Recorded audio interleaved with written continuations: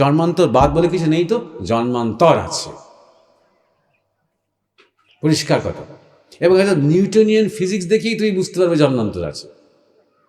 Newtonian physics, প্রত্যেকটা এফেক্টের পেছনে একটা কজ আছে, প্রত্যেকটা যা কিছু কার্য আছে তার পেছনে একটা কারণ আছে, তাই কার্যটা হলো, অকারণে কিছু হয় না। তুমি এখানে বসে আছো এই প্লাস্টিকের উপরে, এইখানে আমার সামনে বসে আছো, হঠাৎ তুমি দেখলে তুমি এখানে বসে আছো? তুমি ঘুম থেকে উঠলে দেখলে যাক আমি স্টেজের সামনে বসে আছি, মহারাজের সামনে বসে আছি? না তো, একটা কারণ আছে এখানে বসে আছো তুমি। কি কারণ আছে? তুমি হেঁটে এসেছো। কেন হেঁটে এসেছো? তোমার মনে হয়েছে। কেন মনে হয়েছে? একটা অনুষ্ঠান আছে। কিছু অনুষ্ঠান আছে? একটা সৎসঙ্গ হবে। কি সৎসঙ্গ হবে? একটা মহারাজ আসবে। তাতে কি হয়েছে? আমার ইচ্ছে আছে। কত হয়েছে দেখো তোমার, তার আগে তুমি তারপরে হেঁটে এসেছো। তাহলে তুমি হঠাৎ ধ্রুবনারায়ণ, তখন তোমার নাম ধ্রুবনারায়ণ হয়নি, মাতৃগর্ভে এলে হঠাৎ, out of the blue, zero থেকে অ্যাক্সিডেন্ট, দুম করে। নিশ্চয়ই কিছু কারণ আছে, নিশ্চয়ই কিছু পাস্ট আছে, নিশ্চয়ই কিছু অতীত আছে। সেই কর্মফল ভোগ করতে এসেছ, আগের কর্মের, এবং আগের যা কিছু বাসনা রয়েছে, যে বাসনাগুলো এখনো অতৃপ্ত, সে অতৃপ্ত বাসনাগুলোকে পূরণ করতে তুমি এই শরীরটা নিয়েছ। এই শরীরটা সেভাবেই গড়ে তোলা হয়েছে যাকে দিয়ে তোমার এই অতৃপ্ত বাসনাগুলো পূরণ হবে এবং আগের কর্মের প্রারব্ধগুলো তুমি গ্রহণ করতে পারবে। লজিক্যাল, একদম লজিক্যাল কথা বলছি। এখন কি হবে? এখন থেকে তুমি যা যা কর্ম করবে, আবার নতুন নতুন নতুন নতুন ফল তৈরি করবে। আবার তোমার যখন ধরো বৃদ্ধ অবস্থা হবে, আবার তখন তোমার মনে হবে আমার এইটা করতে পারলুম না, সেইটা করতে পারলুম না, এইটা বড্ড ইচ্ছা ছিল গো, ওটা হলো না। ওইগুলো হবে, এই জন্মে আর হবে না, পরের জন্মে হবে। অত ইচ্ছা থাকলে হবে। দেখো আমাদের দেশে কি সুন্দর একটা কালচার, দেখো ছোট ছোট ব্যাপারে। সারা জীবন হয়তো 30 বছর, আর মানে সে হয়তো মানে মাছ মাংস খায়নি কোনো দিন, বারণ করেছে গুরুদেব বা বৈষ্ণব সম্প্রদায়ের মধ্যে বড় হয়েছে। হঠাৎ মারা যাওয়ার সময় শয্যাশায়ী, দিন 7 আগে থেকে পাগলের মতো বলছে আমাকে মাছ এনে দে, আমাকে মাংস এনে দে, আমাকে মাছ এনে দে। খুব হয় এটা। কেন হয় বলো তো? কারণ দমিয়েছে না, ইচ্ছে করেছে, বাকিরা সব খেয়েছে চোখের সামনে, আর নিজে দমন করেছে। ডাক্তার সবসময় বলে সেই ইচ্ছা তো খেয়ে নিক। তাহলে কি বলতো, ওই অতৃপ্তি নিয়ে মরবে না, নাহলে ওই মাছ মাংস খাওয়ার জন্য আবার জন্মতে হবে তাকে। যখন এই মাছ মাংস খেলো দেখবে শান্ত হয়ে গেল, চোখ পুরো শরীরটা তার শান্ত হয়ে গেল এবং নিশ্চিন্তে মরে গেল সে। ওই মাছ মাংসর যে ইচ্ছা তার থেকে মুক্তি হয়ে গেল। তুমি বিশ্বাস করবে না, বড় বড় সাধুদের জীবনেও এটা হয়, সত্যি হয়। এই বিশেষ করে খাওয়া দাওয়া নিয়ে কিছুটা বারণ ছিল, সারা জীবন করতে পারেনি, শেষে গিয়ে বেচারা সে চাইছে পাগলের মতন। তখন আর প্রাণ মিথ্যে কথা বলতে পারে না, জানো। যতক্ষণ আমি সচেতন আছি, আমার শরীর সুস্থ আছে, আমি ফিট আছি, তুই আমার সামনে লোভনীয় খাবার নিয়ে এলে, না না না না আমি ওসব খাই না, আমার মনেই হয় না, ওসব অনেক দিন ছেড়ে দিয়েছি।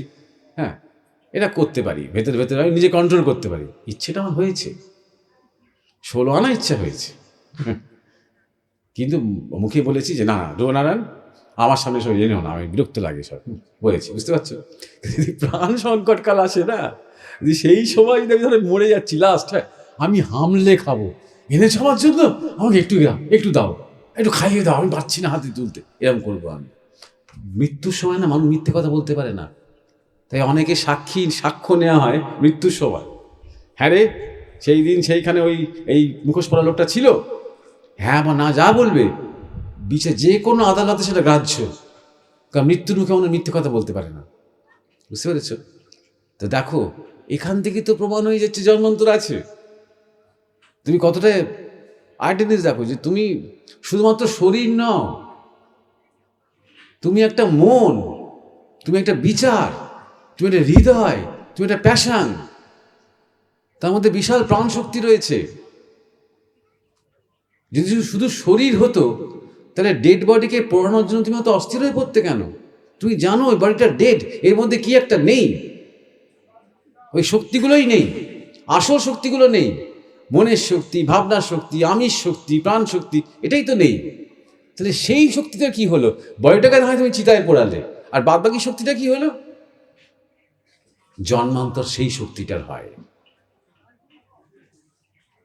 এটাকে বলে চিত্ত নির্মাণ, শাস্ত্রে বলে চিত্ত দিয়ে নির্মাণ হয় নতুন ডেটা। এখন কম্পিউটার যারা করে তারা ভালো করে বুঝতে পারবে আমার কথাটা। এইটুকুন ধরো চিপের মধ্যে পুরো একেবারে পৃথিবীর জ্ঞান রয়েছে এইটুকুন চিপের মধ্যে, ঠিক তেমনই চিত্তের মধ্যে থেকে যায় পুরো ডেটা, তোমার ডেটা। এবং আগামীর যে বডিটা তুমি নেবে, আগামীর যে জীবনটা তোমার হবে, যেখানে তুমি আসবে, যে মা হবে, যে বাবা হবে, সব নির্ধারিত হয়ে যাচ্ছে ওই ডেটার দ্বারা, ওই চিপের দ্বারা নির্ধারিত হয়ে যাচ্ছে।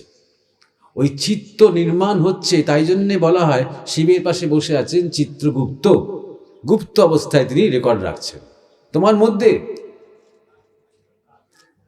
মন, বুদ্ধি, চিত্ত, অহংকার, এই চতুষ্টঙ্গ, কালীর 4টে হাত, এই কালীর 4টে হাত, মন, বুদ্ধি, চিত্ত, অহংকার, এই চিত্তের মধ্যে প্রসুপ্ত থাকছে, ঘুমিয়ে থাকছে তোমার যাবতীয় যত ডেটা, তোমার আদ্য পান্ত, তোমার ঠিকুজি কুষ্টি, তোমার 14 পুরুষ আগে 14 পুরুষ পরে, সত্যি সত্যি বাড়িয়ে বলছি না, থাকছে।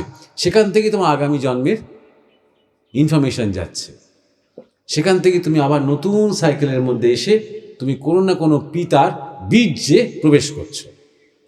সেখান থেকে তুমি মাতৃগর্ভে প্রত্যেকবার নারী পুরুষ মিলিত হচ্ছে, আর মায়ের মধ্যে কম্পিটিশন চলছে, কারণ পিতার বীর্যের মধ্যে হাজার হাজার বীজ থাকে, সেই বীজের মধ্যে মধ্যে কম্পিটিশন চলছে। কে জিতবে বলো তো? মা ঠিক করবে। সচেতন হয়ে মা ঠিক করে না, মায়ের তখন যে ভাব, মায়ের তখন যে মুড, তিনি ঠিক করেন।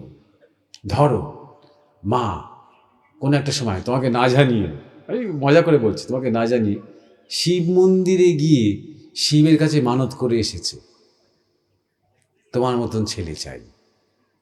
এই যে মায়ের ভাব, যে শিবের কাছে মানত করেছি, তাহলে তোমার এই হাজার হাজার বীজের মধ্যে, হ্যাঁ, যার মধ্যে ত্যাগের ভাব আছে, যার মধ্যে শিবের ভাব আছে, যার পূর্বজন্মে কিছু সাধনা রয়েছে, সে সিলেক্টেড হয়ে যাবে। মা জানতে পারবে না, মার অজ্ঞাতেই। মা যেহেতু মা মনসা করে এসছে, মানত করে এসছে, মার অজ্ঞাতেই সেই বীজ সিলেক্টেড হয়ে যাবে।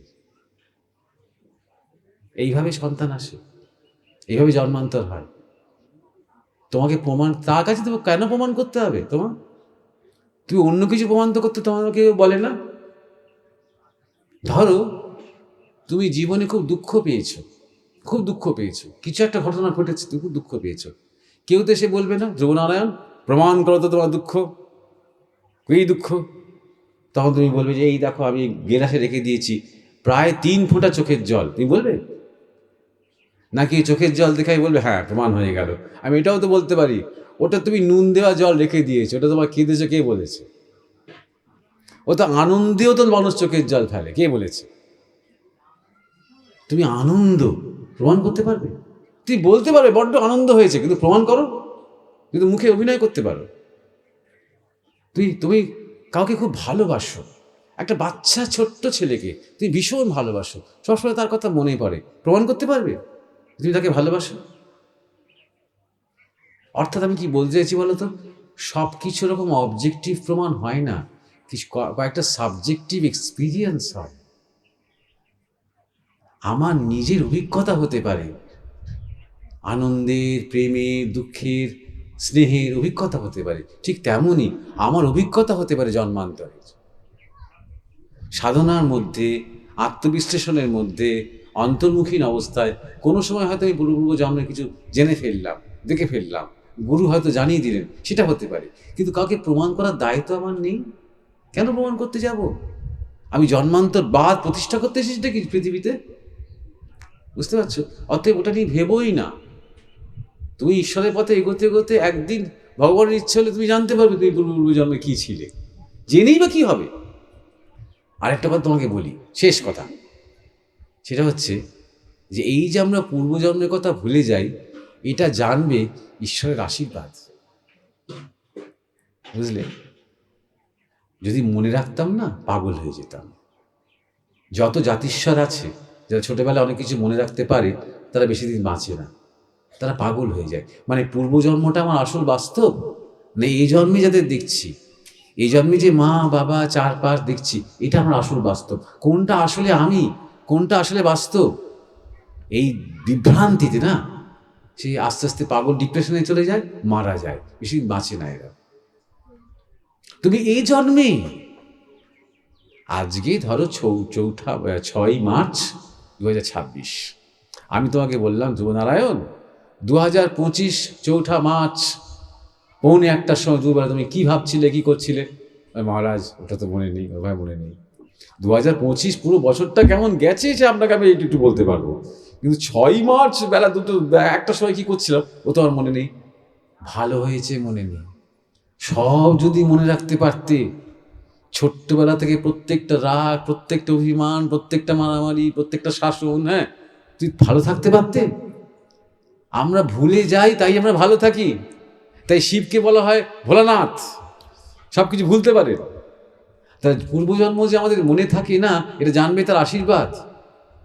যখন মনে পড়বে তখন জানবে আমাদের অধিকার হয়েছে। তখন আমরা শুধুমাত্র এই শরীরটার মধ্যে আটকে নেই। তখন আমি জানি যে আমি শুধুমাত্র ধ্রুবনারায়ণ নই, আমি অনেক দিন ধরে আমি নানা রকম শরীর নিচ্ছি, আপাতত এই শরীরটা ধ্রুবনারায়ণের। এই জ্ঞানটা যখন আমার পাকা হবে, তখন আমি পূর্বজন্ম জানতে পারবো, তখন আমি অত ধাক্কা খাবো না। আজকে ভিখিরি হয়েছি, আমি দেখলাম পূর্বজন্মে আমি রাজা ছিলাম, হায় হায় হায় এটা কেন হলো করে আমার আর্ধেক হার্ট অ্যাটাক হয়ে গেল। এরকম হয় অনেকের। পূর্বজন্মে যখন ফ্ল্যাশ পায় না, তখন অনেকে পাগল হয়ে যায় এই জন্যে। তাই জন্যে প্রমাণ করার চেষ্টা করো না, বোধ করার চেষ্টা করো, নিজের মধ্যে নিজে অনুভব করার চেষ্টা করো, কোনো কিচ্ছু প্রমাণ করার চেষ্টা করো না।